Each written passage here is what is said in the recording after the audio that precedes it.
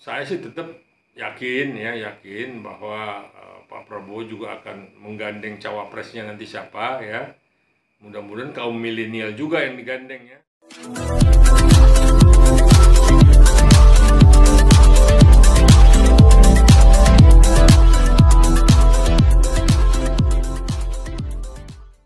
Menjaring seperti halnya menyasar dari Pak Ganjar sendiri, menyasar pemilih-pemilih yang generasi muda gitu, gadget dan milenial seperti itu.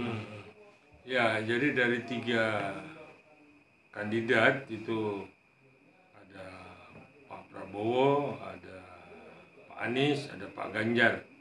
Ya, memang kalau kita lihat memang kaum milenial ini jumlahnya itu luar biasa signifikan, hampir 100 jutaan ya, 100 jutaan, 110 sampai 120 juta itu kaum milenial ya. Artinya kaum pemilih yang memang suaranya cukup signifikan. Artinya suara yang bisa menentukan gitu. Nah, jadi kalau kita lihat dari ketiga kandidat itu ya masing-masing mencoba untuk meyakinkan kaum milenial untuk memilih beliau gitu. Nah, saya dari sisi Pak Prabowo ya, kebetulan saya memang ingin Pak Prabowo ini tetap menjadi presiden ya. Dan saya juga sudah belak-belakan saya bicara kalau saya ini adalah orang yang akan memilih Pak Prabowo untuk menjadi RI 1. Kenapa saya bilang begitu? Karena memang saat ini di tahun politik ini 5 tahun ke depan itu sosok Prabowo itu sangat dibutuhkan. Kenapa dibutuhkan? Karena memang dari kualitas ya, dari kepemimpinannya, dari kemampuannya. Jadi jangan cerita dulu yang lalu-lalu dulu ya. Dari pergaulan dunia internasionalnya, dari cara dia bekerja ya, itu dari sisi yang sedikit itu aja pun saya sudah bisa meyakinkan kalau Prabowo harus dan mampu memimpin republik ini. Nah, kalau orang selalu bercerita masa lalunya, loh, masa lalu kan sudah selesai. Artinya ketika beliau itu sudah memang dengan Bu Mega menjadi cawapres dan capres. Bu Mega tempo hari mencalonkan diri capres, Pak Prabowo itu cawapres, ya. Artinya di situ pun sudah Bu Mega melupakan masa lalunya. Sesudah itu berikutnya beliau dengan Pak Hatta Rajasa, ya kan?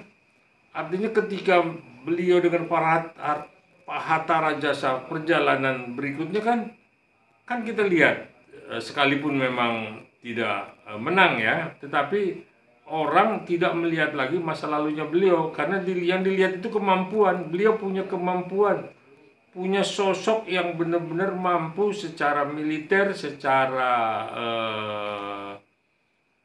politis ya. Beliau itu bisa kita andalkan. Oke Bang, berarti kalau kita ada lagi yang memainkan masa lalu Pak Prabowo itu lah gorengan udah basi ya Bang? Iya, saya pikir kalau masih mundur ke belakang mengenai apa yang dilakukan Pak Prabowo ketika beliau masih aktif di militer, itu sudah benar-benar basi, udah nggak relevan lah. Sedangkan kan tadi saya sampaikan Bu Mega sudah pernah mencalonkan diri untuk capres dan cawapresnya itu Pak Prabowo, begitu juga dengan Hatta Rajasa. Nah, beliau ini kan memang berarti kan sudah tidak lagi masa lalunya itu udah basi lah kalau saya bilang. Jadi udah justru kemampuannya itu yang dibutuhkan dan dilihat oleh Pak Jokowi, makanya beliau duduk di Kementerian Pertahanan. Ya.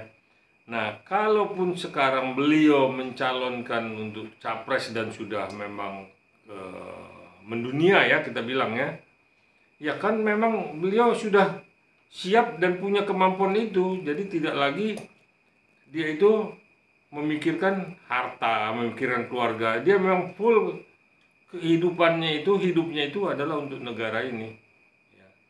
Nah, kalau kemarin pada ribut food estate gagal apa segala macam, belum gagal itu food estate yang di Kalimantan itu kan Pak Jokowi sudah bicara. Yang pertama memang cut and fill land clearing. Habis itu yang kedua, baru yang ketiga kan itu kan akan ke sana.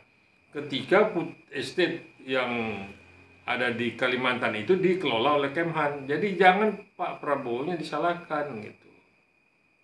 Oke, Bang, kalau Abang sendiri menilai Bang kinerja Pak Prabowo saat jadi Kemenhan sendiri. Ya, saya lihat